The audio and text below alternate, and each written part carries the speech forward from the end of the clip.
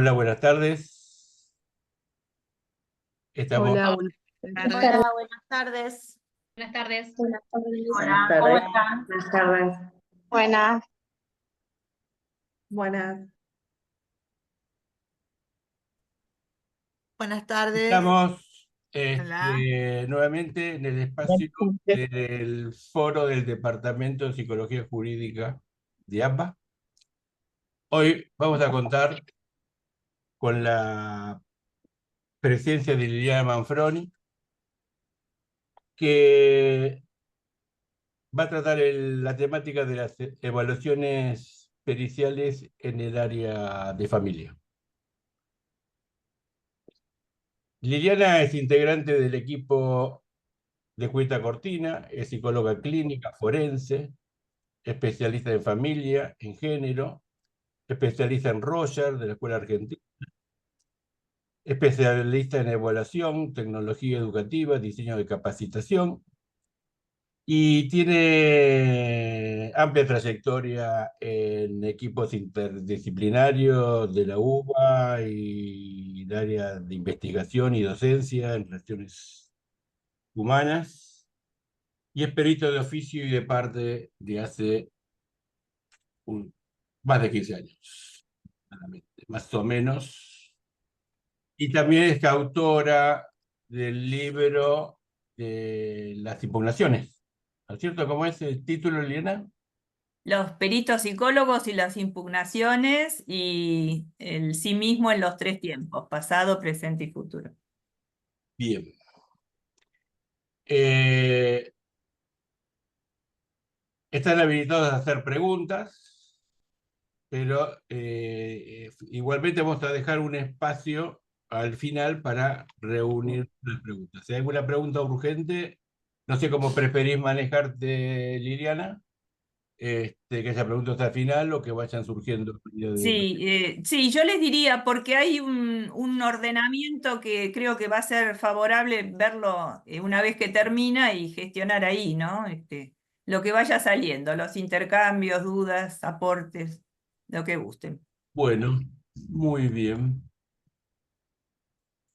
Entonces, Liliana, puedes. Miren el título del libro, Liliana. Los peritos psicólogos y las impugnaciones. Tiene una versión de 2020 y una de 2023 que salió actualizada y ampliada. O sea, recomendamos esa, que es la que está en circulación, porque le hemos agregado temáticas. Es un área que siempre admite que la revisemos y la ampliemos. Y después está el sí mismo, pasado, presente y futuro.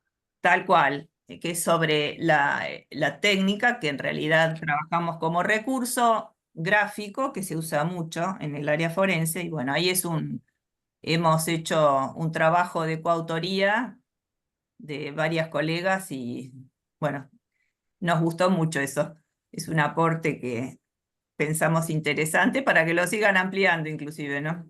No solo les gustó a ustedes, sino todo lo que lo leímos. Qué suerte. Se transmitió entonces lo que le pusimos, ¿no?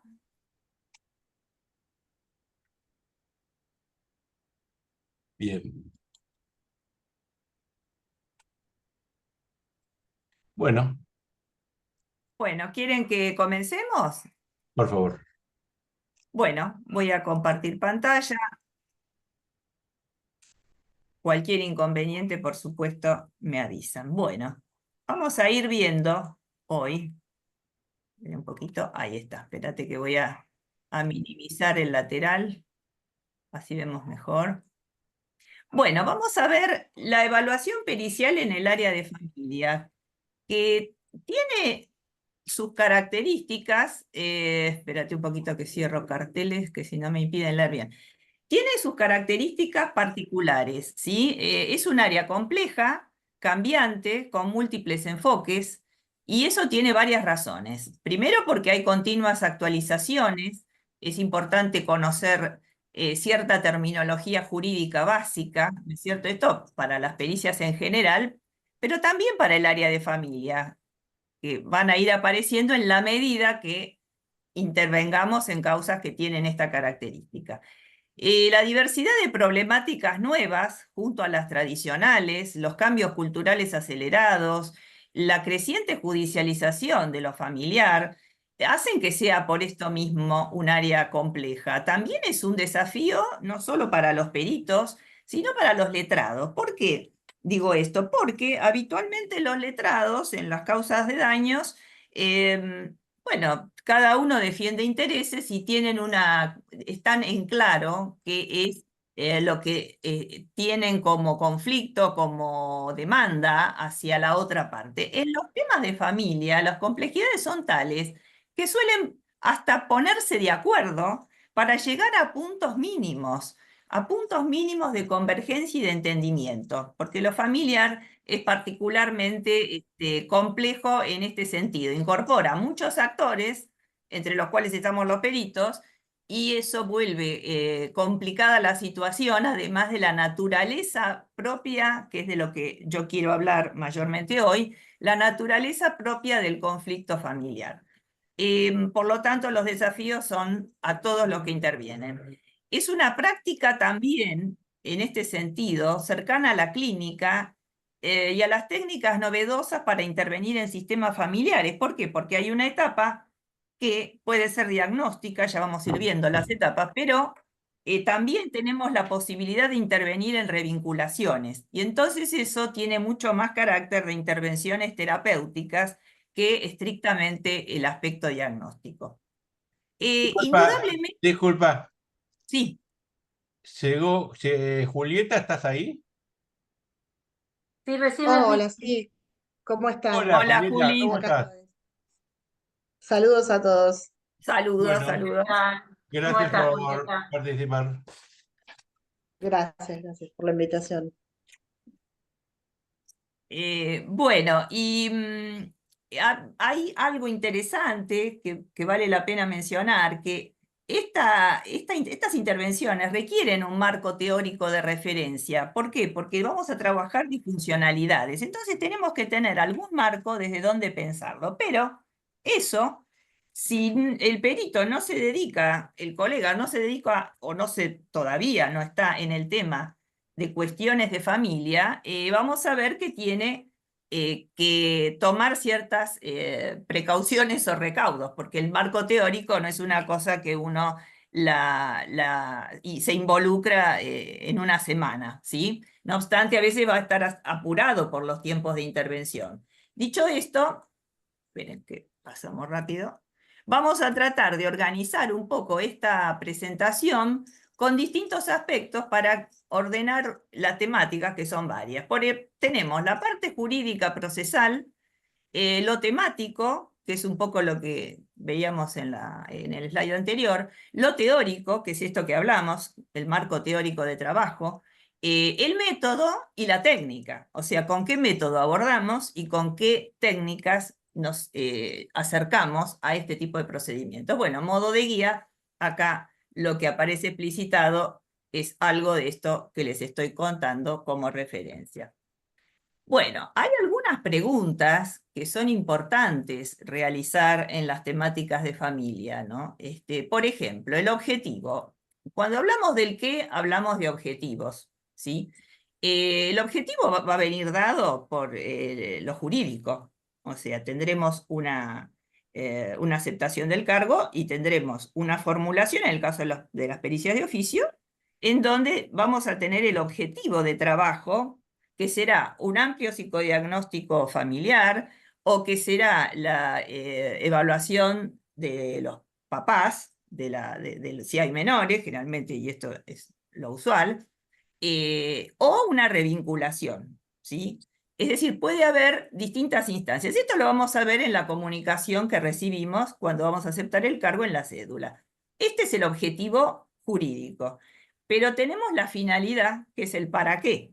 O sea, ¿cuál es la situación? Bueno, claramente tiene que ver con todo el conocimiento del caso al que vamos a acceder una vez que nos empecemos a familiarizar con el expediente. Ahí vamos a ver para qué pasó, qué tipo de situación, de conflicto se está presentando, qué se demanda, qué parte demanda a qué parte, y entonces ahí es donde vamos a entender la finalidad que tiene más allá de lo que nos están pidiendo, porque el pedido jurídico a veces tiene un alcance y nosotros cuando vamos desarrollando la tarea vemos otro tipo de situaciones que conviene incluso comunicar en un informe. El cómo, bueno, va a tener que ver con las teorías y métodos que tenemos que usar, que manejar, y el cuándo, es importante hablar del cuándo, porque en las pericias de familia a veces pasa que, no solo en las de familia, también en las civiles, pasa que hay como un colgarse, no quiero usar el término porque parece un poco desprolijo, pero hay como, bueno, pasaron 5 meses, todavía no la respondí. Yo diría que en las pericias de familia es importante apelar a los tiempos, más allá de que sabemos que en lo jurídico las cosas son lentas, nos gustaría que fueran más rápidas, hay situaciones que reclaman una intervención más puntual, más acorde al tiempo del problema, pero no obstante, nuestra parte es importante que la cumplamos en tiempo y forma, y no que quede diferida en el tiempo porque hay mucho trabajo, porque hay otras que tuve que contestar. Son casos en que la responsabilidad a la que nos apela a mi criterio es mayor, ¿sí? Y eso tiene que ver con los alcances. ¿Por qué? Porque nosotros vamos a informar cosas que tienen que ver y van a incidir muy probablemente, si las tienen en cuenta, y eso es lo que esperamos si trabajamos bien, van a incidir en decisiones jurídicas, en decisiones familiares, en decisiones que involucran menores. Entonces, esos son los alcances que nosotros no vemos porque terminamos el trabajo, entregamos el informe, pero que van a repercutir en todo un sistema, ¿no? Y cuando digo sistema me refiero al sistema familiar. Bueno, los fueros en los cuales podemos intervenir, obviamente están los fueros civiles de la Ciudad de Buenos Aires y los fueros de provincia de Buenos Aires y provincia donde hay específicos con competencias en familia. Pero esto en la Ciudad de Buenos Aires es civil, ¿sí? Uno se inscribe, si es perito de oficio, en civil y puede sortearse una causa de familia. Esto a veces los peritos no lo saben y dicen, ay, pero si yo no soy especialista ni me anoté en el área. Bueno, en la Ciudad de Buenos Aires no está discriminado. Entonces le puede llegar una pericia de familia para intervenir. Sin embargo, yo involucro también civil daños porque hay sucesos que nos toca evaluar a través de las pericias en civil daños en donde hay un sistema involucrado. Por ejemplo, si hubo un percance, un evento disruptivo, un accidente, algo del orden de lo traumático, en donde no está solamente involucrado un individuo, ¿sí? Una persona individual, sino que a lo mejor está la madre, el padre, hijos, hay una pérdida de figura parental. Entonces, ahí nos va a venir bien entender lo sistémico del daño, ¿sí? Las repercusiones familiares de esas situaciones. Por lo tanto, lo disruptivo no afecta solamente a un miembro, sino que puede afectar al entorno, y nuestra mirada, y a eso me refiero particularmente, nuestra mirada tiene que ver con esta cuestión sistémica. Y de hecho hay bibliografía ya, y hay materiales donde se evalúa el daño psíquico sistémico, se teoriza sobre eso, pero uno además lo puede ver en la práctica. En los de familia específicamente son conflictos intrafamiliares que se han, digamos, convertido en tan inmanejables que se apela a lo jurídico para darle solución. Y es casi paradójico, pero lo jurídico lo devuelve al campo de lo psicológico, al campo de lo emocional, al campo de lo familiar, precisamente pidiendo la intervención de los especialistas. Uno diría que, y esto lo mencionan muy bien autores especializados en el tema, Hilda Beleira, Norma De Luca, uno diría bien precisamente que hay un orden caído que la familia, por sus propios medios, no ha podido restablecer. Entonces, lo legal, la figura del juez incluso, y también la figura del psicólogo, ¿sí? o de la psicóloga, tienen que ver con esta cuestión, ¿no? Que van a introducir o tratar de introducir algo del orden que esta familia no pudo llegar a trabajar, a incorporar mediante una consulta especializada, sería óptimo, o por sus propios medios y recursos. Después, en el ámbito de lo penal, tenemos delitos, no me voy a ocupar de este tema porque considero una especialidad que merece un espacio puntual y específico, donde también hay delitos que involucran a lo familiar. A veces tangencialmente nosotros vamos a estar en contacto, aunque estemos en civil familia, porque las cuestiones de violencia, las cuestiones de denuncias por ASI y otro tipo de situaciones intrafamiliares graves que merecen estar en el otro fuero, las vamos a tener que observar, y los factores de riesgo también nos puede tocar evaluarlos, obviamente. En general es algo que tenemos que tener en cuenta siempre. Una premisa: todo sujeto viene en familia, ¿no? Digo esto para aquellas causas que no son específicamente del fuero. Bueno, vamos a ver las decisiones judiciales, qué temas de incumbencia tocan. Bueno, puede tocar divorcio y custodia de hijos menores de edad, pensión alimenticia, régimen de comunicación, adopciones, uniones de hecho, sucesiones, tutela, ley de salud sexual y reproductiva, filiación. O sea, son muchos los temas que pueden afectar o repercutir en el tipo de evaluaciones que tengamos que realizar. En cuanto a los aspectos procesales, vamos a ver que hay roles que podemos cumplir, que son el de perito oficial, que es el que está en el juzgado, trabajando en el mejor de los casos con un equipo interdisciplinario, si es posible; el perito de oficio, que son los peritos que se anotan anualmente y les llegan causas por sorteo; perito de parte, ¿sí? En la parte penal puede ser un auxiliar muy importante; y asesorías, que asesorías pueden ser asesorías para estudios jurídicos, sobre cómo intervenir o cómo redactar o cómo proponer puntos de pericia y aún impugnaciones. Esto también es posible. Así que puede ser también vía privada. En cuanto a las funciones, nosotros nos va a tocar cualquiera de esos roles, pero básicamente yo me voy a remitir al perito de oficio, el que se anota todos los años en el juzgado. Evaluación individual y vincular, revinculación, y un término que se está generando como una alternativa importante porque está en debate el concepto de revinculación, ya después les cuento por qué, la desvinculación constructiva, ¿no? Que sería una figura alternativa a los procesos impositivos de revinculación. En la evaluación individual y vincular, decimos individual cuando nos toca evaluar adultos, ¿sí?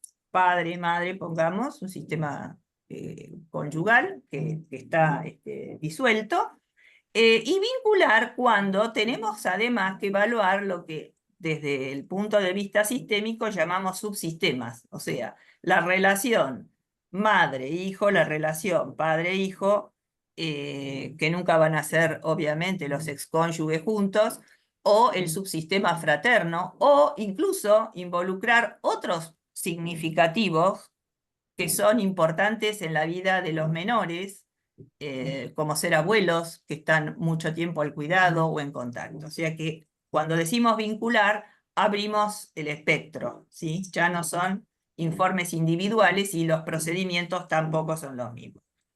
Los objetivos tienen que ver con redactar, trabajar en un informe con recomendaciones, factores de riesgo, siempre es importante ver si esto está, intervenciones terapéuticas en el proceso revinculatorio, que puede tomar un tiempo inespecífico, 2, 3 meses o más. Hay que hacer informes preliminares y después ver el curso y la evaluación y la evolución en el tiempo. Las documentales son muy importantes, o sea, siempre es importante acceder a todo el material que hay en el expediente, no solo quedarse con lo que nos piden, ver si hay informes anteriores, ver si hay evaluaciones individuales previas, de dónde son, si hay informes escolares. Llamamos documental a todo lo que hay en el expediente y que tiene valor para poder trabajar nosotros en lo que nos toca, ¿sí? Entonces, obviamente, la singularidad es nuestro objetivo. ¿En qué sentido? Que los casos se pueden parecer, pero que el caso por caso es absolutamente singular.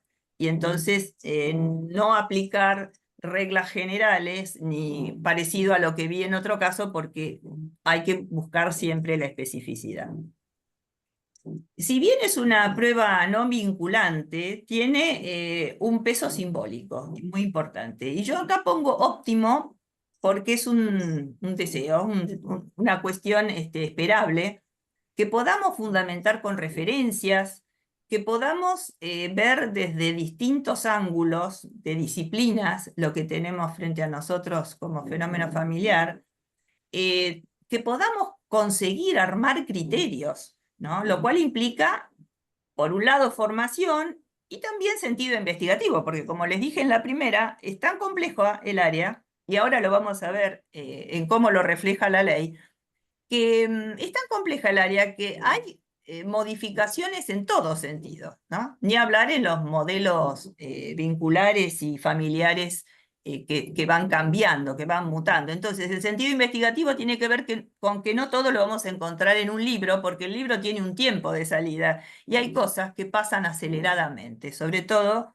en una sociedad altamente tecnológica y después de la situación de pandemia. Hay que decirlo que ha cambiado un montón de cosas en el sentido siempre de la velocidad. Así que tenemos que estar atentos a ese tipo de cuestiones. Por lo tanto, la renovación es continua. Ahora bien, ¿por qué digo óptimo? Bueno, porque no siempre esto se consigue en forma inmediata. Tenemos que tener paciencia, tolerancia y formación. Y cuando no podemos redondear algunas cosas, pedir a lo que ahora les vamos a comentar en relación a supervisiones, tutorías, no al final del trabajo, cuando ya tenemos terminado lo que decidimos hacer, sino de entrada. ¿Para qué? Para ir guiando los pasos hacia la mejor resolución. Porque el óptimo no se da siempre. Y ahora vamos a ver por qué no se da siempre. Y se da, es lo que menos se da en general. Bueno, a ver, acá tenemos lo temático, ¿sí? Otro de los aspectos. Veníamos hablando de los cambios culturales y legales. ¿Por qué legales? Porque las modificaciones que ocurren culturalmente en relación a los modos de convivencia, a todo lo que la cultura registra como cambio de paradigma de alguna manera, no solo cambian, sino que también están en crisis. Y entonces lo legal lo viene a registrar. ¿Qué pasó? En agosto de 2015 hubo un nuevo Código Civil y Comercial. Entonces, esto, fíjense que es el apartado, el derecho de familia, es el apartado que más, capítulo 2, es el que más cambios ha registrado. ¿Y en qué temas? Y temas como matrimonio, divorcio, régimen patrimonial del matrimonio, uniones convivenciales, parentesco, donde se incluye el tema de la reproducción asistida, filiación, adopción, responsabilidad parental, lo que antes se llamaba patria potestad.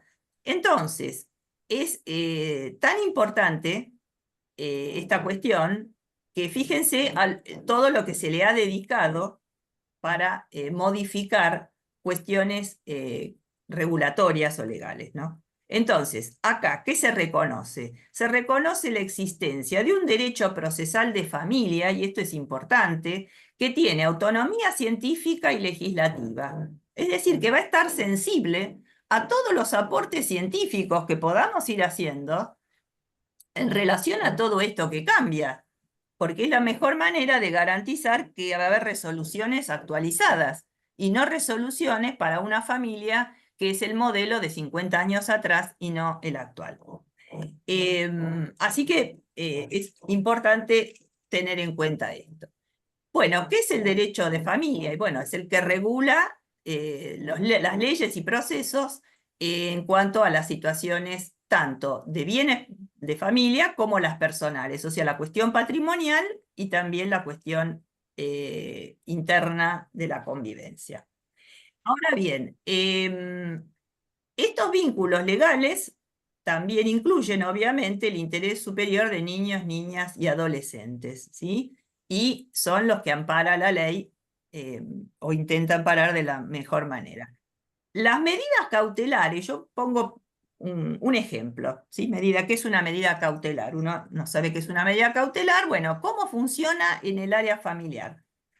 Es la que busca proteger a personas o grupos de personas que están en una situación severa o de gravedad o de urgencia, o cuando hay riesgo de daños, ¿sí? Que puede ser riesgo a sus derechos o de un daño físico concreto irreparable. Muy bien. Por caso, para poner un ejemplo y no dejarlo solo en lo teórico, a mí me tocó intervenir en una situación en donde un fin de semana tenían un régimen de visitas acordado, una joven y un joven que habían estado conviviendo. De esa unión había nacido un niño que tenía 2 años y algo al momento de la cautelar. Se habían separado por situaciones de violencia. ¿Qué pasaba? La mamá era menor de edad, convivía con sus padres. El papá no, era un joven ya de unos 28 años que vivía solo. Muy bien, tenían un régimen de visita. Cuando el papá un fin de semana le toca llevarse el nene, se queda con el nene y no lo devuelve. ¿Sí? O sea, él no cumple con el régimen de visita, no solo no cumple, se queda con el chiquito, aduciendo, después eso se va a ver cuando aparezca en el expediente, aduciendo que la mamá no tenía conductas adecuadas. La mamá era muy jovencita, menor de edad, y bueno, salía, tenía amigos, y él, según veía, eran conductas inapropiadas para continuar con la crianza del menor.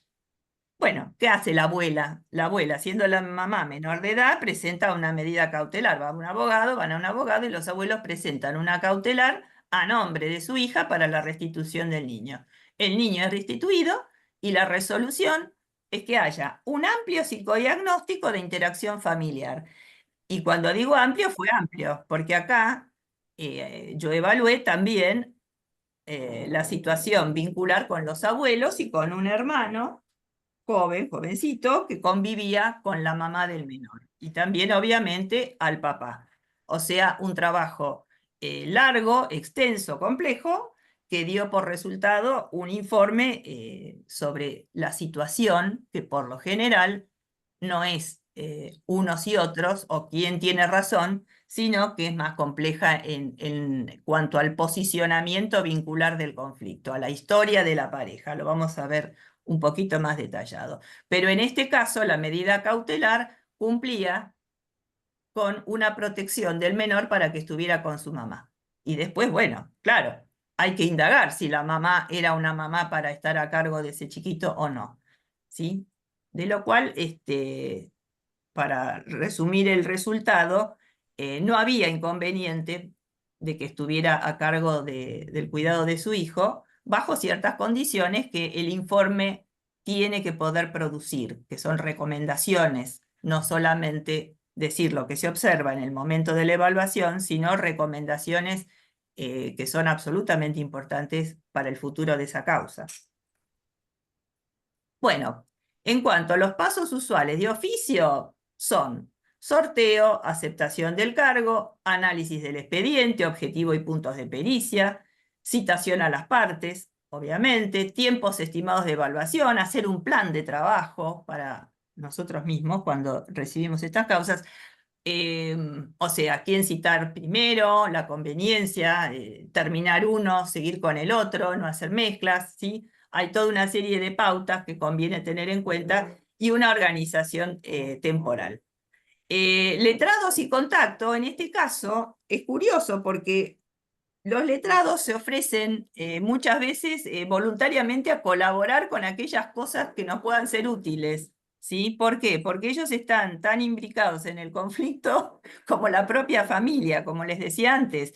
Todos entran a formar parte de un conflicto extendido. Entonces, nadie quiere estar eternamente involucrado en problemáticas en donde además hay riesgos o hay menores que están con situaciones de inseguridad. Entonces, ofrecen colaboración y no es raro que nos contactemos para pedir algún certificado, alguna documentación, algo que nos pueda ser útil para conocer antecedentes que necesitamos conocer.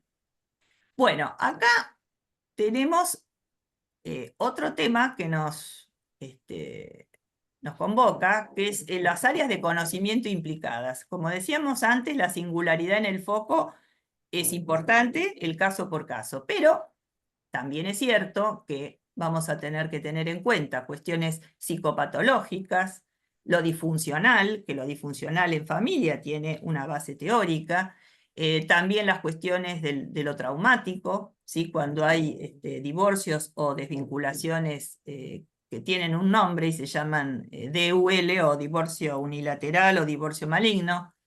Digo lo siniestro porque lo que no se espera es que en la familia, cuando se desvincula padre y madre, ocurran cosas tales como conductas de una alta carga de agresividad, de violencia, que el familiar, el padre, madre, se convierta en un extraño, ¿no? O se convierta en una situación altamente angustiosa, sobre todo, digo, para los menores, porque los que están involucrados en la pelea tienen una escalada simétrica, o sea, siguen escalando el conflicto, ¿sí? Sin ver lo que se llevan puesto.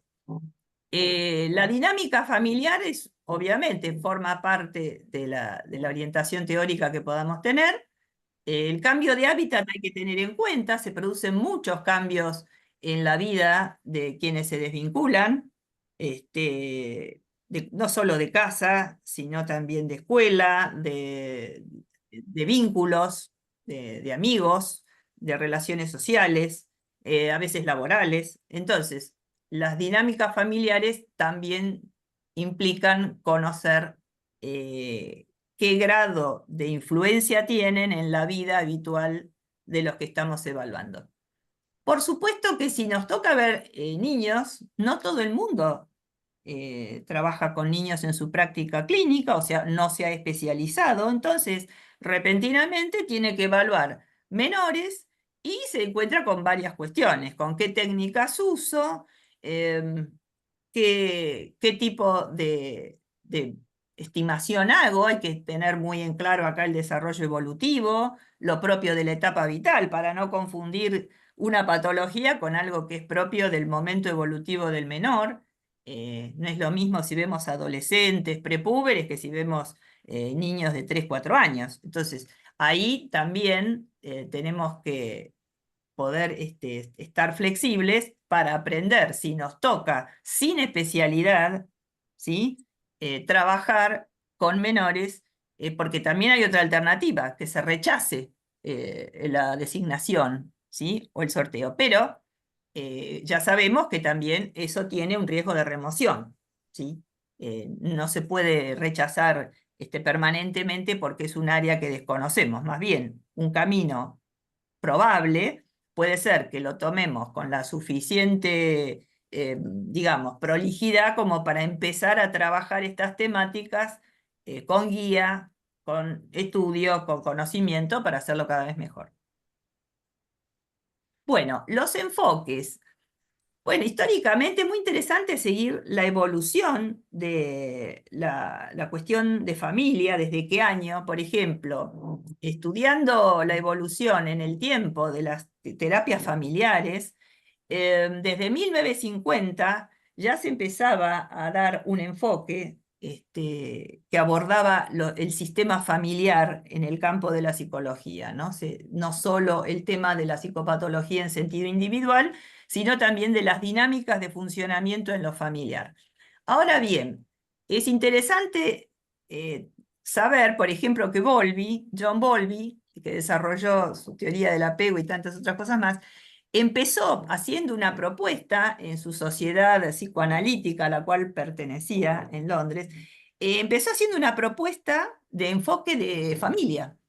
Por supuesto, siguió por otros caminos y no fue demasiado tomado en serio en ese momento, pero ya entonces había una mirada con esta intención de involucrar al sistema, y quienes más lo desarrollan son las teorías de sistemas, ¿sí? También por la misma época aproximadamente, a las cuales se agregan las teorías de la comunicación, y tienen la virtud, diría yo, de, por ejemplo, mi especialidad en familia la hice desde el punto de vista sistémico.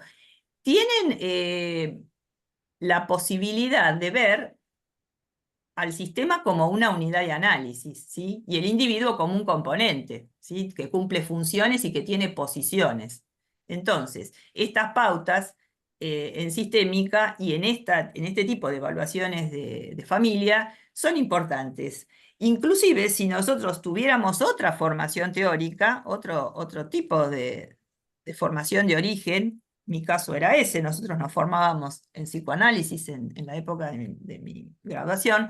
Igualmente, también las tiene el psicoanálisis, en Isidoro Berenstein, la estructura familiar inconsciente. O sea, nosotros podemos optar por el modelo teórico desde el cual queremos mirar la familia. Lo que sí no podemos es dejar de ver el conjunto, ¿sí? O sea, más allá que sea sistema o conjunto o estructura familiar, esto es el enfoque que se requiere, mirar el todo mayor a la suma de las partes. Bueno, como orientaciones teóricas, vuelvo a decir, es muy interesante la evolución histórica, no es larga, acá hay una revisión muy linda en academia. Tenemos estas corrientes y se han generalizado y se han ampliado en todas partes con distintas orientaciones. En Estados Unidos, muchas, con autores diversos que aportan, todos aportan algo, después uno decide con qué se interesa más para formarse. En Italia tenemos la Escuela de Roma, la Escuela de Milán, Selvini Palazzoli, muy conocida. En Suiza también hay psicoanalistas muy valorados por los sistémicos, curiosamente. O sea, acá las disciplinas no están ni enfrentadas ni son excluyentes, ¿sí? Y en España también hay desarrollos muy interesantes, y últimamente, en los últimos 10, 15, 20 años, hay posturas con respecto a las cuestiones de familia que intentan resolver un tema medio dilema, como ha sido el SAP, tema de discusión: ¿hay o no hay SAP?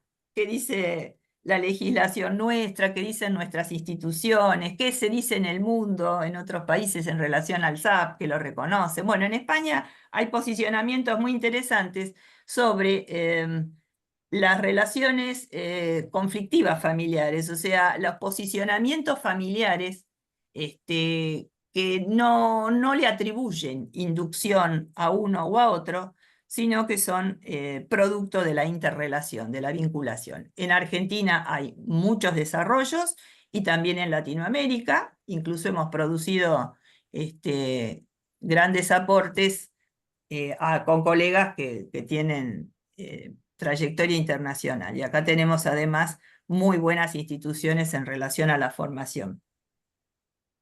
Bueno,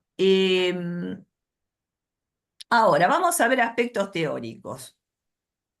¿Qué necesita saber un perito en relación a lo que va a hacer?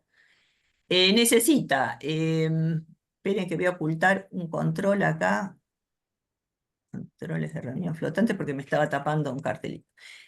Lo que necesita es conocer lo individual, la modalidad vincular y comunicacional, aptitudes parentales que nos van a pedir, y si no las piden igual las vamos a evaluar, factores de riesgo. Estos son elementos que en general tenemos que tener presentes a la hora de la evaluación. Entonces, cuando nos toca evaluar un sistema familiar, estoy hablando de evaluación, ahí vamos a ver también qué hacemos con la revinculación. Tenemos que ver una historia de pareja parental, o sea, la historia de origen, de la constitución de la pareja, no cuando empezó el problema, o el conflicto, el desacuerdo, el juicio, la denuncia, sino antes. ¿Qué pasó antes? ¿Qué pasó cuando constituyeron pareja? ¿Cuál es la historia del noviazgo? ¿sí? Incluso de qué modelos familiares viene cada uno. Porque en general, más allá de las teorías sistémicas, psicoanalíticas, cognitivo-conductuales, se incluye la tercera generación, ¿sí? Entonces tenemos que ver de qué modelos familiares viene cada uno de los adultos. Cómo se organizó la convivencia en su momento y cómo se organiza, o se está organizando, o se está desorganizando la posconvivencia, ¿sí? Si hay duelos, siempre hay duelos en todo sistema familiar, bueno, indagar esas historias, las pérdidas de rol, qué papá, o si el papá o la mamá han dejado de cumplir funciones, desde cuándo y cuánto tiempo dura eso. Estas son temáticas preponderantes, ¿sí? Si hay algún otro que está cumpliendo el rol de ese padre o madre excluido. Bueno, después viene la parte del desvínculo, las variantes y cursos, ¿sí? Si se legalizó el conflicto, si se llegó a lo jurídico, es porque realmente, como decíamos, no ha podido tener resolución por los propios medios y recursos de la familia, ¿sí? O con una consulta especializada. Después hay otro tema, que es las filiaciones. Este es otro tema, que no tiene que ver con los conflictos de desvinculación, sino con las cuestiones. Vieron que en el capítulo de Código Civil está el tema filiación. Cuando se reclama filiaciones que no fueron reconocidas, o se reclama cambio de filiación. Dentro de unas diapositivas les voy a mostrar un caso reciente, un fallo reciente sobre cambio de filiación. ¿Sí? Esto también es novedoso.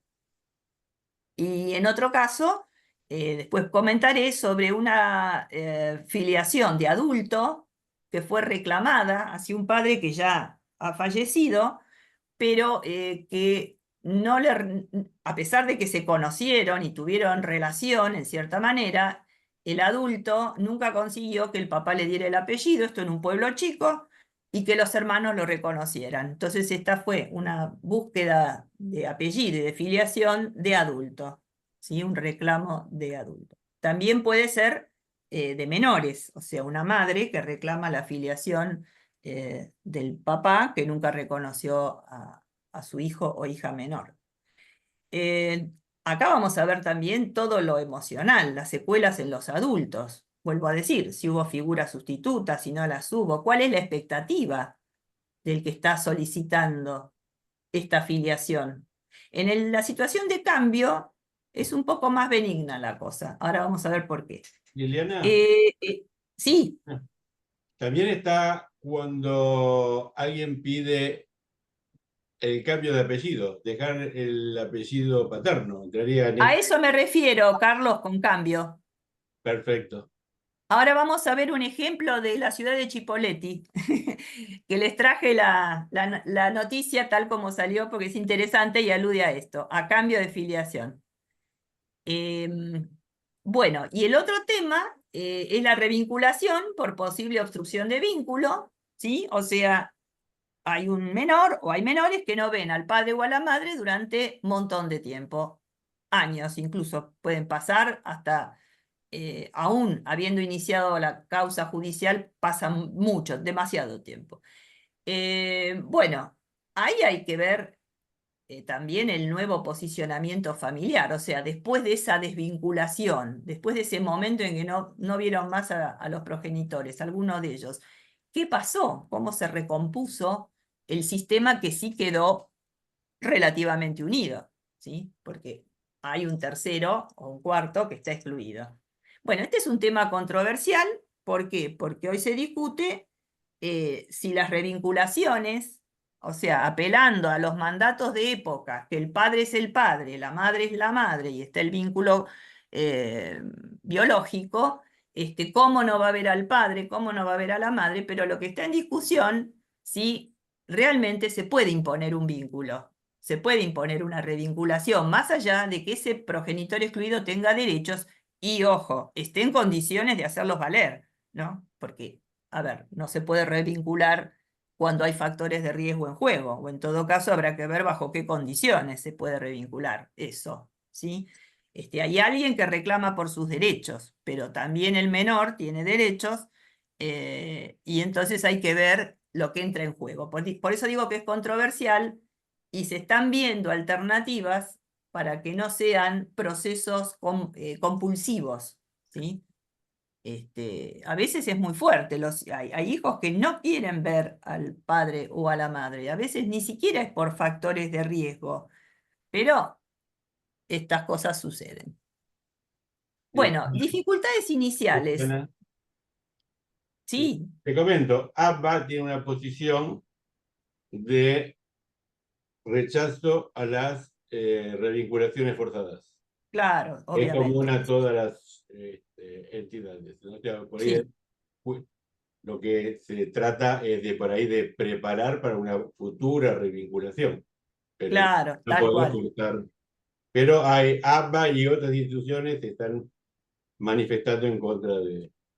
Totalmente, y tiene mucho sentido. Lo que pasa que a veces te habrá pasado, les habrá pasado, que uno ve resoluciones que están separadas de este concepto y pretenden que esa revinculación se produzca, y son resoluciones judiciales, ¿no? Entonces, yo creo que ahí viene que presten atención y en buena hora a los aportes científicos, como decía antes, en relación a lo que se va conociendo de estos cambios que deben tener lugar. No puede ser impuesto. Un vínculo no puede imponerse. Como vos decís, habrá que transitar un camino, y por eso hay una autora, Silvia Cregini, que propuso hace unos cuantos años un término, una terminología que estuvo en jurisprudencia, que es la desvinculación constructiva. O sea, si va a tener vínculo, que sea positivo. Si no puede haber vínculo, que esa desvinculación sea constructiva emocionalmente y no que deje una herida, un rastro, una marca traumática, ¿no? Bueno, estas son cuestiones que afortunadamente van en evolución. Las dificultades iniciales con respecto a ese óptimo que habíamos visto antes, Perdón, existen. Liliana, Sí, Vanessa levantó la mano, no sé si quiere hacer una pregunta. Hola, a buenas ver. tardes. Hola, ¿qué tal? ¿Cómo les va? Sí, el nombre de la colega que plantea el concepto de desvinculación constructiva, que no lo alcancé a tomar nota. Silvia Crescini. Bárbaro, gracias. No, al contrario. Hay un material en internet disponible sobre el fallo en el cual ella postula esta posición. Bueno, veíamos estas dificultades iniciales, que son la cuestión de salir sorteada o sorteado, y nunca vi una familia, no evalué niños y me toca hacer esta evaluación. Entonces, obviamente, ahora vamos a ponernos del lado de lo que nos puede pasar y sentir respecto de esto. Puede ser desorganizante por inesperado, ¿no? A veces vienen en estado de pánico a consultar o a supervisar por la situación. ¿Qué hago con esto? Porque nunca me tocó hacerlo y todos percibimos que es una tarea compleja. ¿Por qué? Bueno, no, por problemas de preparación, por otras cuestiones también. Muchas veces eh, trabajar en familias implica un cierto atravesamiento con las historias personales, porque obviamente todos provenimos de familias, todos conocemos los conflictos de familias. Entonces, de alguna manera, una distancia óptima a veces se complica. Por eso, o sea, el entrenamiento es fundamental, la formación es fundamental, y también poder mirarlo desde un lugar que no va a ser totalmente objetivo, seguramente, porque la subjetividad está implicada, pero va a ser equidistante, ecuánime, ¿no? Esto ya es mucho. Para no pensar, la mamá es un desastre y el papá es el salvador, o al revés, que a veces se ve. Entonces, 4 ojos, 6 ojos ven más que dos, y las recomendaciones son los trabajos en equipo, las tutorías, las supervisiones, para poder ir familiarizándose, hablando del tema, con lo que se nos puede presentar. los dispositivos vinculares a implementar suelen ser un elemento de consulta muy frecuente porque, lógicamente, son los que se usan para poder evaluar cómo juega una mamá con su hijo, cómo produce un gráfico, qué es lo que tenemos que estar atentos a ver, cómo es la técnica, cómo se usa ese recurso, cómo se informa, ¿sí? Nuestros informes tienen que ser descriptivos, diagnósticos si cabe, por supuesto, aptitudinales, por esto de las aptitudes parentales, lo pregunten o no, pero nosotros lo vamos a evaluar igual, propositivos, ¿sí? Si la recomendación es que el régimen de visitas se mantenga, pero a lo mejor con una persona más, un asistente social, dar intervención a un asesor de menores y ver qué es lo que hay que hacer en ese caso, por lo menos al comienzo. Bueno, son todas cuestiones que las proponemos y después les darán curso, supuestamente, en lo que siga. Otras dificultades posteriores es esto que mencionaba, ¿no? Cuando los casos, el colega evalúa que la mamá tiene rasgos muy deficitarios y el papá es el que claramente está en mejor situación para la crianza. Bueno, son situaciones dicotómicas que no tienen lugar, porque estos son los papás que tienen estos niños. Entonces, van a seguir siendo, no hay divorcio de los padres, sí, ciertamente lo que hay es protección hacia los menores para que no entren en situaciones de peligro, obviamente para su seguridad física, psíquica, emocional, pero tenemos que tener en cuenta y valorar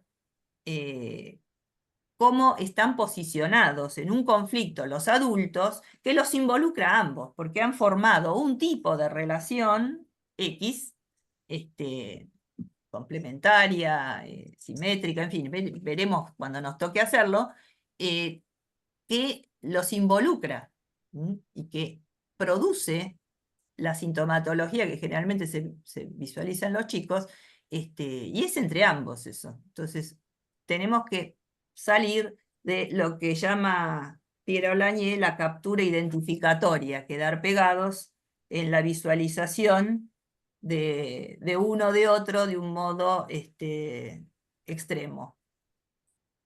Bueno, hay un problema que se les presenta a los peritos oficiales en las pequeñas localidades, que es el qué dirán. Parece gracioso decirlo así, pero los peritos son muy conocidos, son gente que se ha criado en la zona, que los conocen, son sus vecinos y a veces tienen que intervenir en causas de familia y sienten dificultades en expresar todo lo que ven, ¿sí? Se sienten como en cierto grado de compromiso de reserva.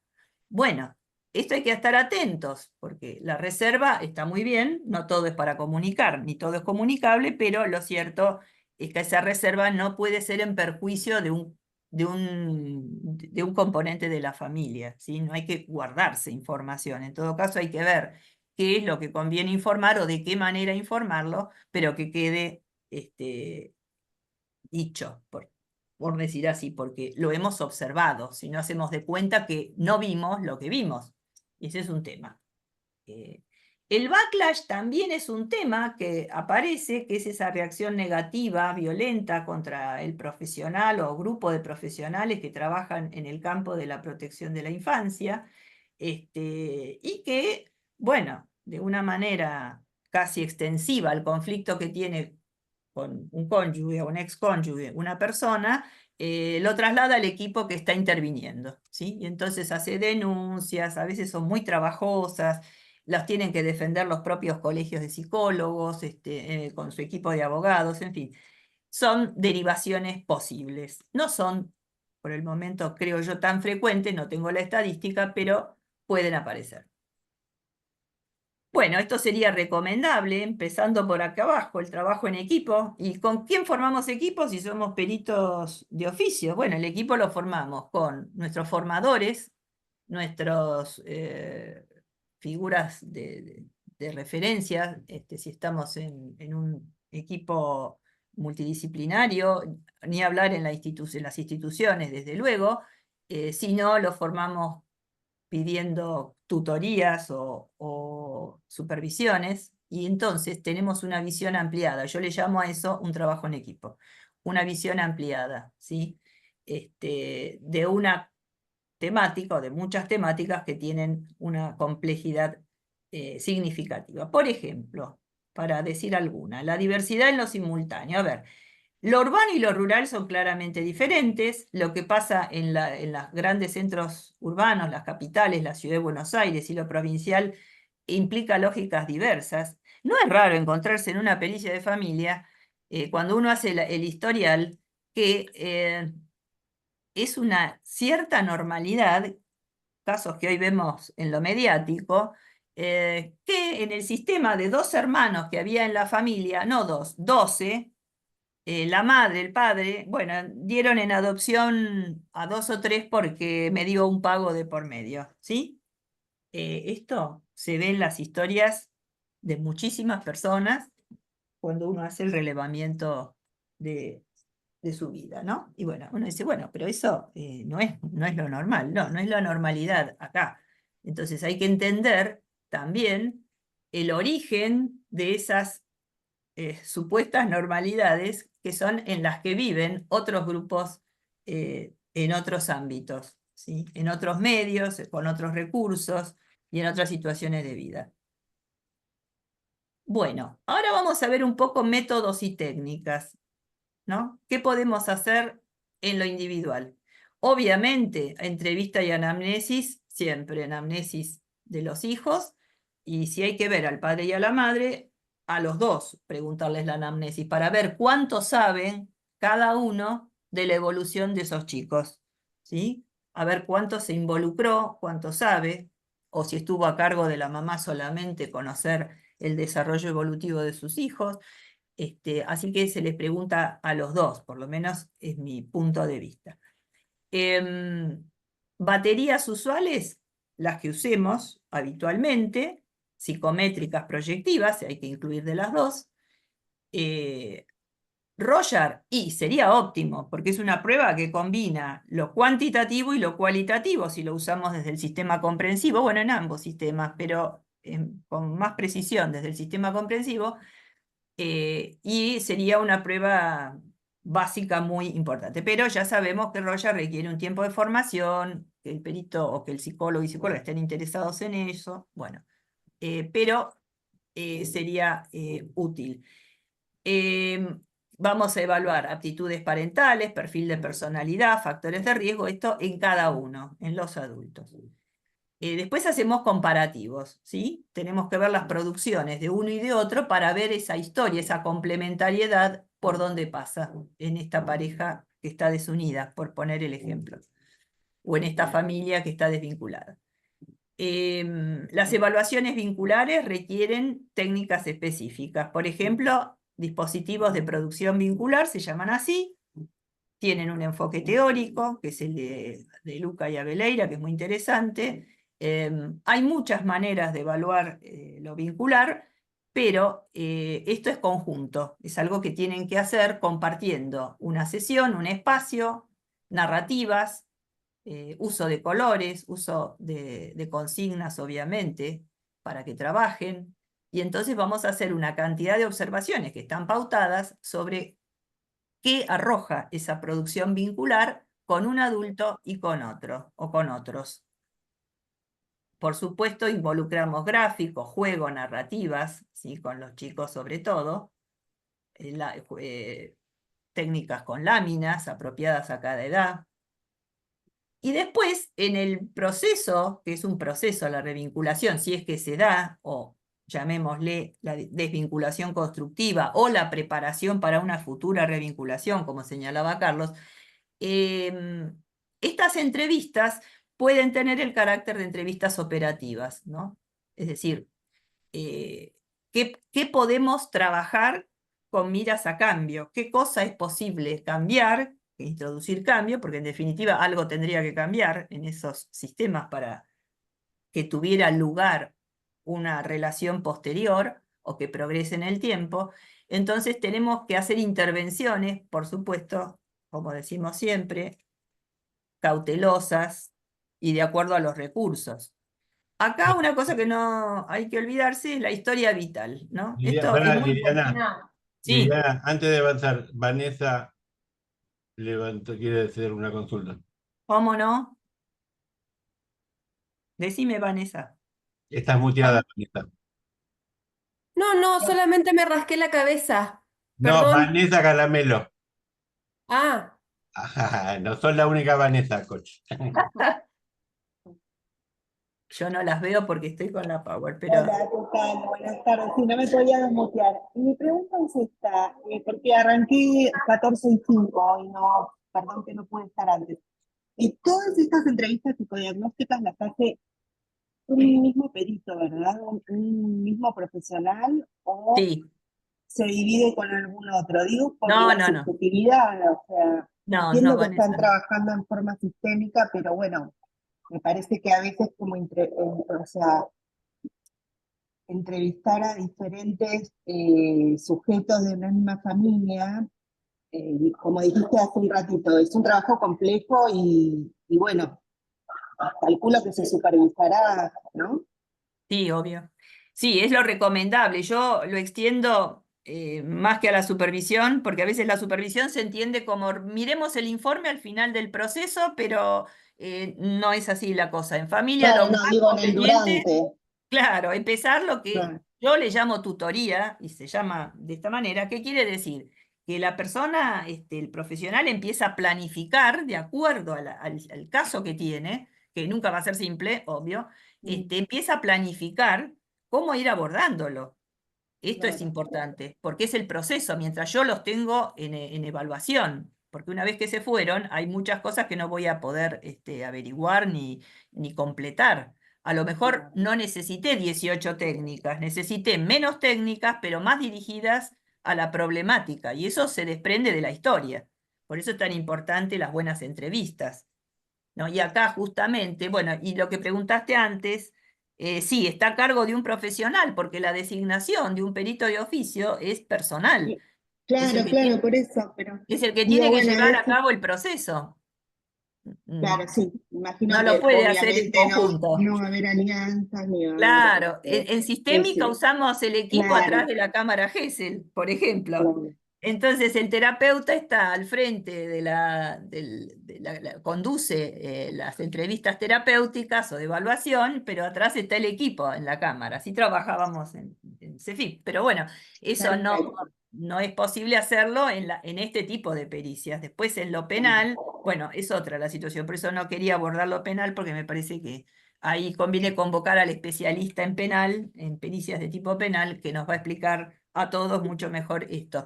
Pero sí en lo civil, y de esta manera trabajamos. Entonces no tenemos esos recursos. Por lo tanto, tenemos que trabajar nosotros con una mirada múltiple y formar el equipo que podemos formar con colegas también, ¿no? En el sentido de tutorizar. Bueno, Perfecto, en muy esto de la amable, historia, gracias. Acá hay otra alumna que levantó la mano, Josefina. Josefina, ¿cómo no? Muchas gracias. No, al Una contrario. pregunta. En el Sí. aspecto propositivo del informe que usted dice que eleva en el marco de la derivación judicial, ¿supone también la derivación a los organismos de protección de derechos de infancia correspondiente al territorio de ser necesario?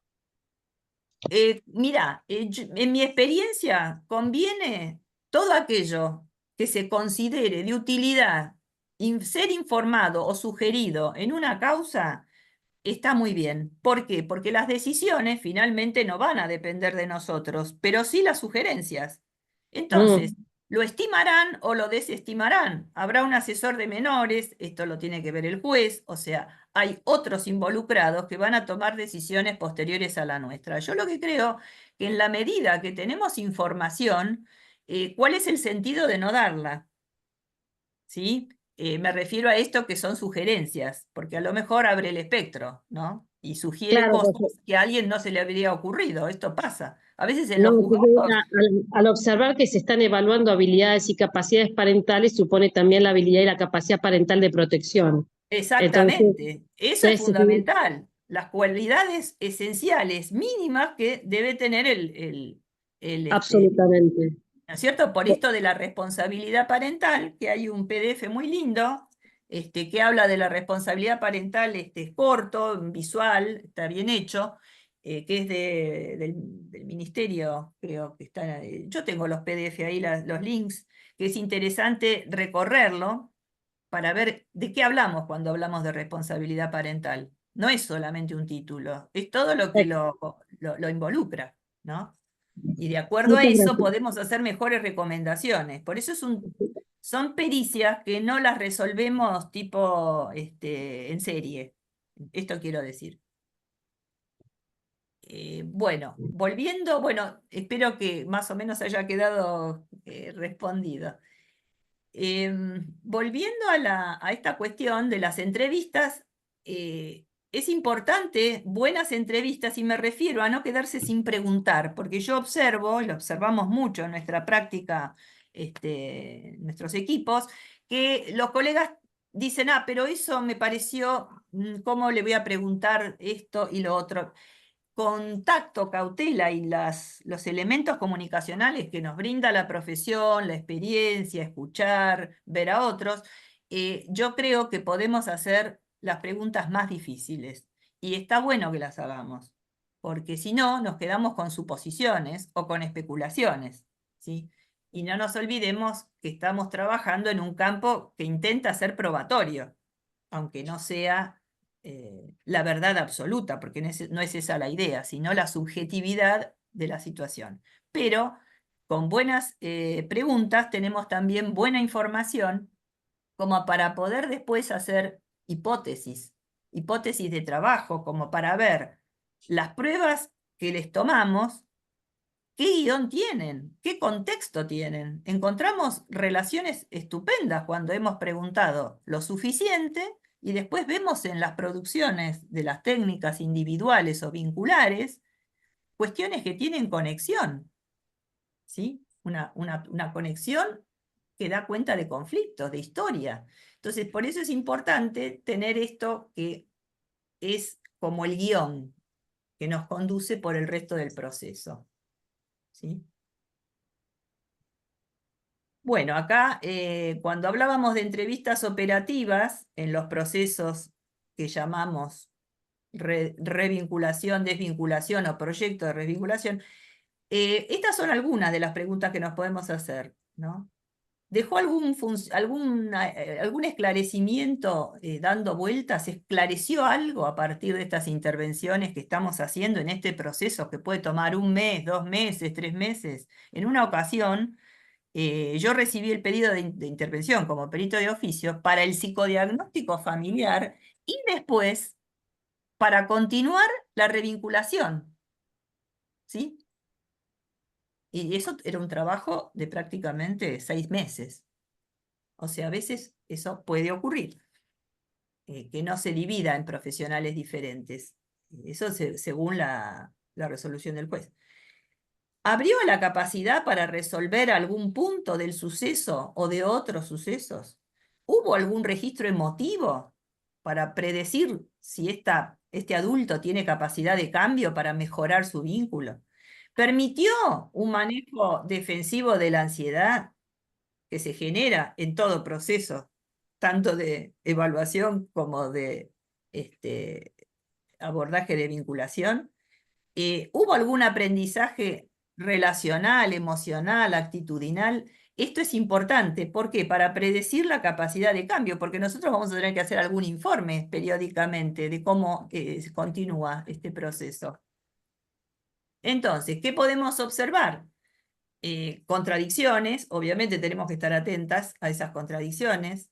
Es importante que los psicólogos miremos el lugar de los hijos en el conflicto prolongado, los grados de deterioro vincular o de exclusión del que está fuera del sistema, estimar la posibilidad, algo que se aprende en sistémica y es muy interesante, no solo la posibilidad de cambio en sentido afirmativo, sino los costos del no cambio. Porque hagamos lo que hagamos, algún costo tiene.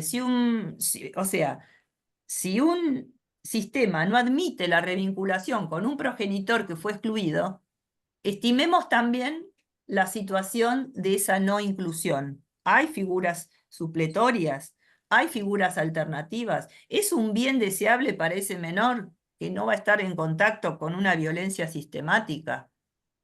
Bueno, estas son algunas de las cuestiones que nos podemos plantear al hacer el informe. Siempre, insisto, de manera cautelosa, planificada y de acuerdo a los recursos que tiene el sistema, y me estoy refiriendo a recursos emocionales, ¿sí? Porque no todo el mundo está en condiciones de escuchar determinadas cosas. Entonces eso es algo que tiene que ver con nuestra estimación de la situación. Hay un tema nuclear, como venimos viendo, el tema de los divorcios benignos y malignos. No sé cómo estamos con el tiempo, porque si no, podemos pasar... Faltarían 15 minutos para ser las 3:30 que habíamos quedado más o menos. Bueno, mira, yo creo que sí, que vamos a llegar bien. Perfecto. Vamos a pasar un poco rápido porque lo venimos conversando. Es un tema nuclear, sí, es un tema nuclear. Se le llama así, las desvinculaciones benignas o malignas. ¿Por qué? Porque, bueno, en general las benignas son aquellas que tienen alguna resolución y no llegan a judicializarse. Esas serían las óptimas, las esperables. Después están las otras que vienen con un alto grado de conflictividad y donde los chicos son el rehén de la situación, ¿sí? A través de la casa, los alimentos, quién lo lleva de vacaciones, quién lo saca al exterior, quién, bueno, en fin, es una rivalidad que por algo se le llama batalla judicial o guerra judicial. ¿Y dónde está la familia? Alguna vez fueron una familia, entonces podemos también trabajar, por eso digo que tiene bastante de clínica nuestro trabajo en familias, o mucho, o la mayor parte, podemos ver dónde estaba, dónde alguna vez hubo una familia, dónde alguna vez estos vínculos fueron más saludables que ahora, ¿sí? En general es una historia de desencuentros, pero no necesariamente, pudieron haber etapas mejores. También rescatar eso.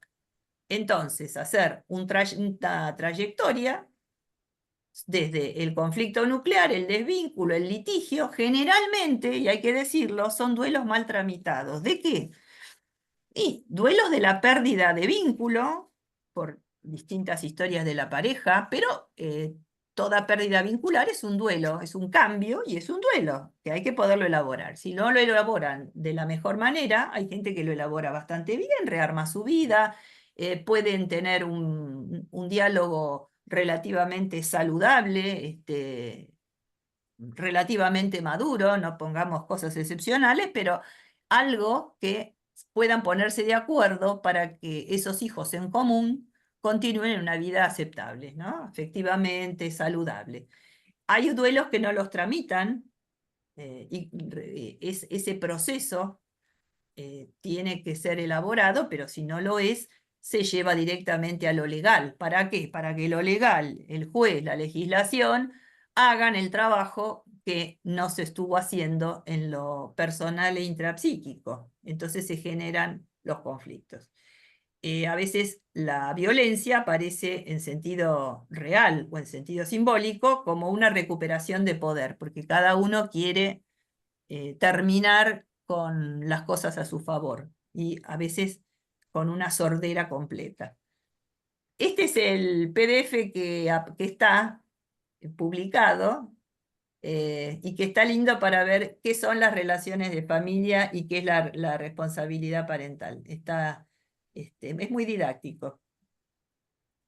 Bueno, estas son derivaciones habituales. Acá lo que les mencioné antes de Silvia Crescini, que está en revista Sistemas Familiares del año 2009. Es un trabajo que ella presentó en un expediente. Y el concepto de interfase psicojurídica.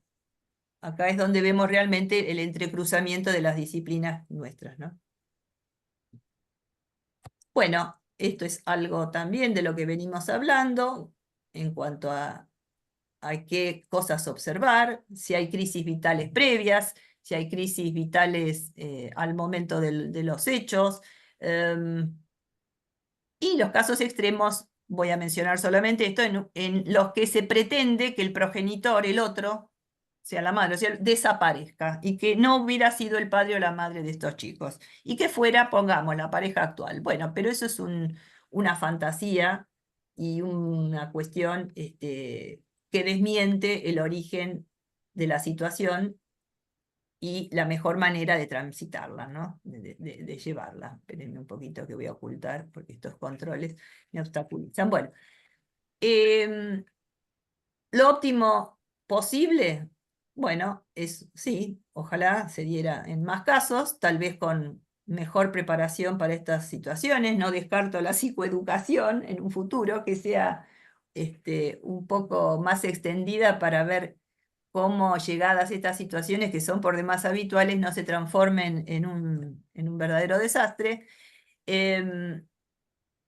Acá tenemos también el tema de los falsos recuerdos. Hay una autora interesante, de mucha trayectoria, que es Elizabeth Loftus, donde se habla de la implantación de recuerdos. Esto está el tema en debate, si los chicos mienten o no mienten, si recuerdan bien o recuerdan mal. Bueno, por eso lo pongo en debate y aperturas, ¿sí? Porque son posiciones también. Así como mencionaba Carlos, la posición frente a la revinculación impuesta, las instituciones y los profesionales también toman sus posiciones respecto de temas que no están completamente cerrados, ¿sí? Lo que sí me gusta es el concepto de Juan Luis Linares, que es un especialista español en temas de familia, con una fundación muy interesante y formaciones también muy interesantes, que él habla de prácticas familiares alienadoras. O sea, hay cosas que no se inician con un padre o una madre que se convierten en monstruos. Hay cosas, hay situaciones, cuando decimos cosas, decimos modos de vincularse, que estaban en la prehistoria del asunto que estamos viendo, ¿sí? Y que son prácticas familiares alienadoras que se fueron dando con la participación, y acá viene de los dos, de esos adultos o de otros del sistema, pueden ser otros de la familia extensa, y hablamos de posicionamiento vincular del conflicto, ¿sí? Ni magos, ni hadas, ni monstruos, sino relaciones complementarias que pueden dar lugar a lo que posteriormente desencadena lo que tenemos nosotros para evaluar. Yo les cuento algunos casos. Liliana, Sí, perdón. Acá levantó la mano Lidia Gómez. Lidia, sí, decime Lidia. Quería anteriormente que está el tema este de que hay uno de las parejas parentales, hombre-mujer, que decide desaparecer al padre o madre por algún motivo que no tiene nada que ver con la violencia, sino simplemente con, por ahí, una nueva pareja, porque Sí, conozco dos casos. sí, yo también conozco casos, sí. Entonces, en ese caso, el tema de forzar el vínculo es contradictorio a lo que estaban mencionando anteriormente, de que no se puede forzar el vínculo. Y muchas veces, en esos casos, cuando borran a padre o madre, lo que se utiliza es, bueno, los niños de rehén, pero aparte los niños tienen dificultad para querer ver a sus padres. Claro. Entonces, en ese momento, como se contradice con esto de la vinculación forzosa, eso quería preguntar. ¿Cómo se Nosotros, trabaja? bueno, te agradezco Perdón, tu pregunta. perdón, Lidia, ¿a qué te referís? Me parece que hay una incomprensión al concepto de vinculación forzosa. La vinculación forzosa es porque el niño no quiere, porque hay una situación de abuso o de maltrato. Ah, ok, Referimos ok. a la situación forzosa Solamente en ese caso. cuando los juzgados dicen, Ok, bueno, el delito no fue comprobado, pero a la niña o el menor no quiere, en ese sentido, conceptualizamos la revinculación como... ok. Entiendo. Está bien. Cuando está el tema de caso de abuso de por medio. Perfecto. Porque Gracias. algunos juzgados te piden la revinculación, no fue probado, Claro. sí, Claro.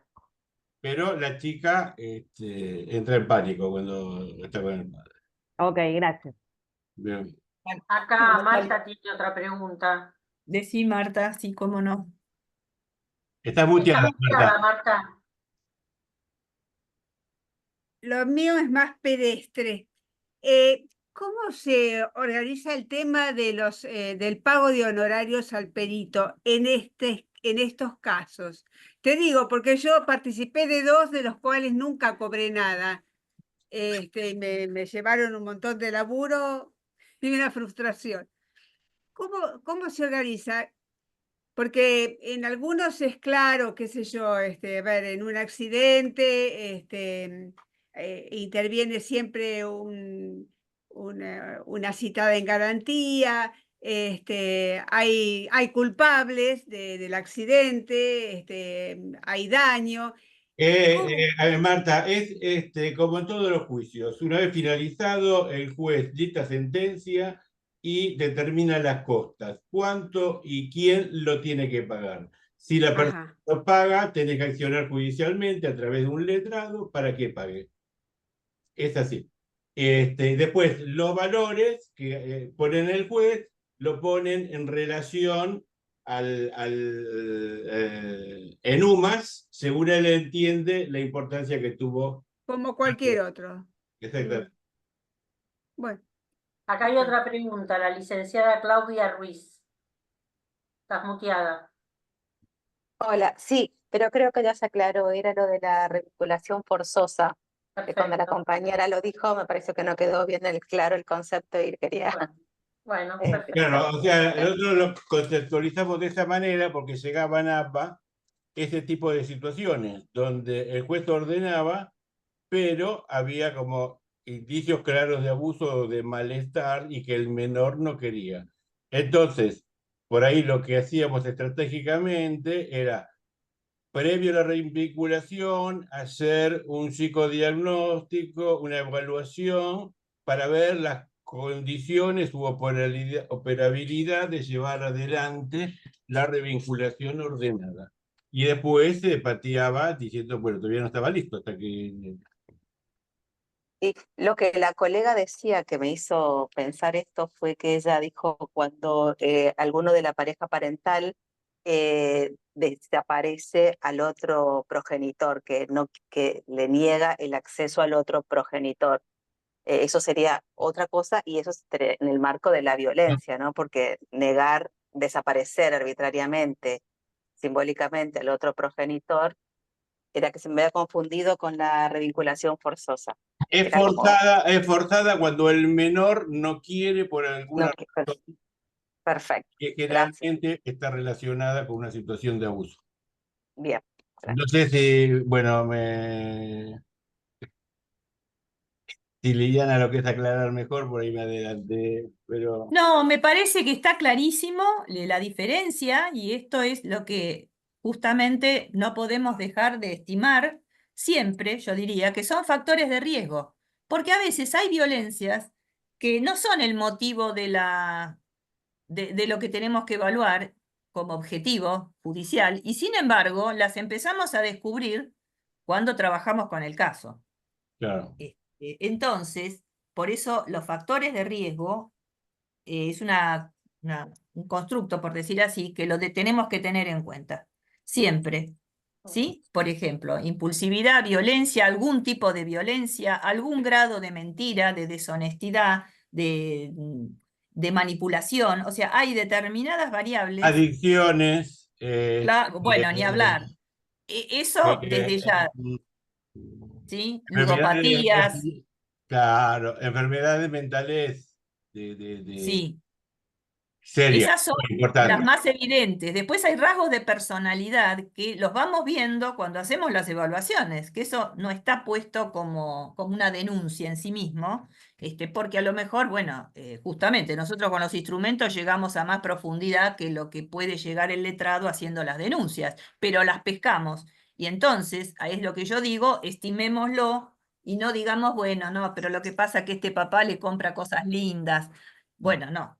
A ver, ¿qué está pasando? Además, con otros rasgos que son para prestar atención. Y se ve, lo vi en estos días en una supervisión. Un papá que con una promesa de ver a los abuelos, se llevaba el chico y nunca le mostraba a los abuelos, porque el chico no lo quería ver a él y entonces le prometía que iba a ver a los abuelos, y el chico iba, accedía. Y cuando y salían, ¿y los abuelos dónde están? No, no, siempre decía alguna cosa diferente. Hay una deshonestidad sistemática y un recurso engañoso para recuperar la relación con un niño que por alguna razón no lo quiere ver, y no es que haya estado acusado de abuso el papá. Sin embargo, hay que trabajar esa negativa. No mentirle, no decirle que va a ver a los abuelos y nunca los ve, porque el chico le empieza a perder absolutamente la confianza, ese papá se vuelve no creíble, y lo que va a hacer es que cuando sea grande el chico se va a acordar mejor de eso. Ya ¿Sí? bien. Entonces, Liliana, está yendo en contra. tenemos que ir cerrando. Bueno, ¿Sí? una cosa, lo anterior lo dejo, pero este sí es interesante porque es un tema del que hablamos hace un rato. Niño se cambió el apellido, entraba en crisis cuando lo nombraban, y el juez de Chipoleti, ¿sí?, en el fuero de familia, concluyó que la falta de relación afectiva y la ausencia del padre biológico justifican el cambio solicitado. La mamá, con acuerdo del hijo de 8 años, pidió esto. ¿Por qué? Porque el papá, o sea, el que es su papá actual, la relación que tiene ella con otro hombre hace 4 años, asumió el rol paternal. Convive con ellos, se ocupa de las necesidades educativas y emocionales del menor, quien lo considera su padre, o sea, lo que la ley denomina progenitor afín. Pero en este caso fue un poco más allá.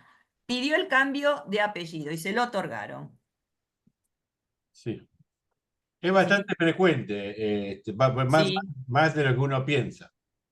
sí, Bastante. totalmente. Bueno, muchas gracias. Ahora dejo de compartir pantalla y los puedo ver. Podés ver. Liliana, acá en el chat, Verónica Ramos quería comentar algo. Sí, cómo no. Espérate un poquito espérate que no estoy viendo cómo dejo de compartir pantalla acá, porque compartir. Espera.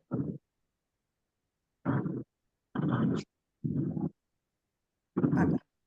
Ahí está. Bueno, ahora sí, ahora los veo. Bien. Hola Liliana, ¿cómo estás? ¿Qué tal, Verónica? ¿Cómo andás? Bien, bien. Bueno, todo me hizo sentido lo que hablaste. La verdad que gracias por la invitación, muy completo. Todo de lo que hablaste, de lo que trabajo yo, no como perito, pero sí en revinculaciones familiares, y quería aportar algo que estuvo muy completo, pero si sirve para aportar es que cuando recibimos a las familias tenemos hermanitos. Este año vinieron muchos hermanitos, entonces hay que trabajar dentro de esta complejidad también, que hay alguno que sí está más disponible para realizar una revinculación y el otro no. Entonces parece que vienen como en paquete, ¿viste? Que a los dos revincular, a los dos no, Sí, digamos, tal hacer cual. esa diferenciación es un trabajo enorme, por eso se trabaja Enorme. en equipo. Lo quería también como aportar, esto que decía también Carlos, que bueno, los casos más difíciles son que nos vienen muchos de papás que han sido sobreseídos de abuso, y el juez llama a revincular. Esos son los más complejos porque ya hay un daño ahí. Tal cual. Y bueno, nos damos tiempo también para evaluar eso, y todo lo que está apareciendo cada vez más son los temas económicos dentro de estas familias también, ¿no?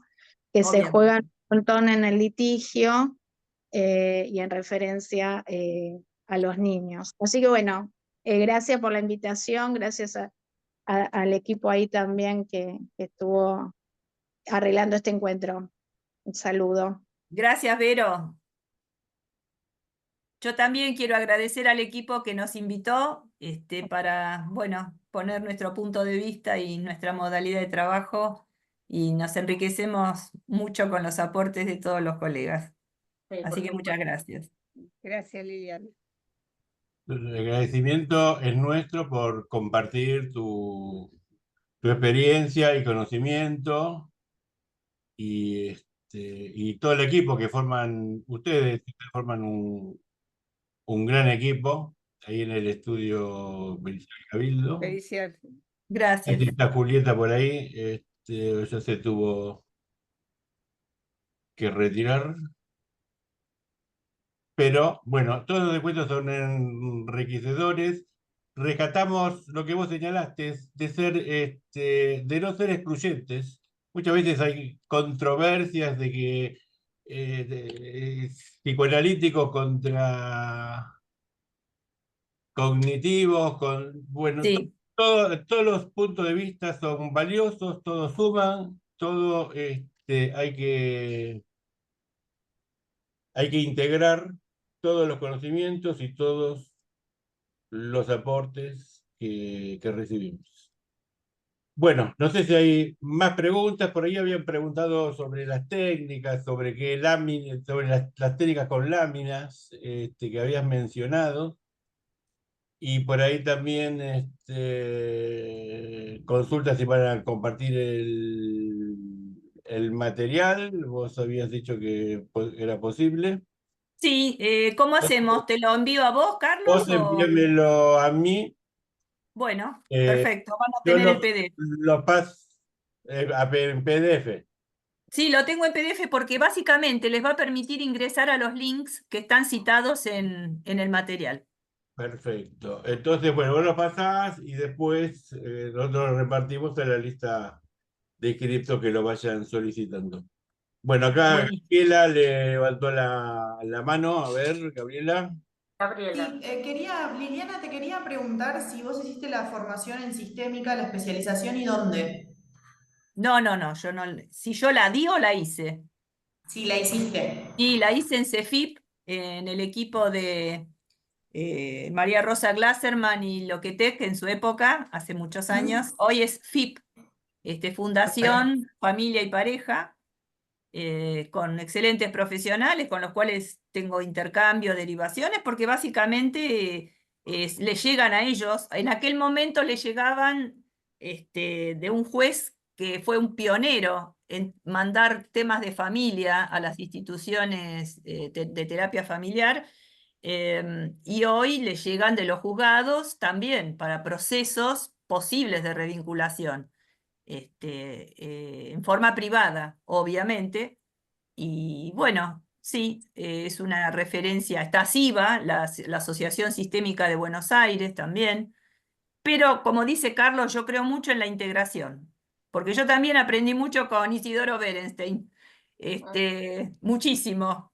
Realmente, su trabajo es maravilloso y recomiendo todos los libros que tiene que hoy estarán en ebook, pero realmente la verdad que son trabajos que no se contradicen. Esto es lo interesante. No, vamos a encontrar enfoques complementarios. Y en esta disciplina lo que necesitamos es múltiples herramientas, no casarnos con un enfoque dogmáticamente. Exactamente, porque como vos Gracias. decís, se ve lo mismo, se dice lo mismo, por ahí son diferentes puntos de vista, diferentes enfoques, diferentes maneras de transmitirlos, pero no, básicamente no va a haber contradicciones serias, importantes, sustanciales.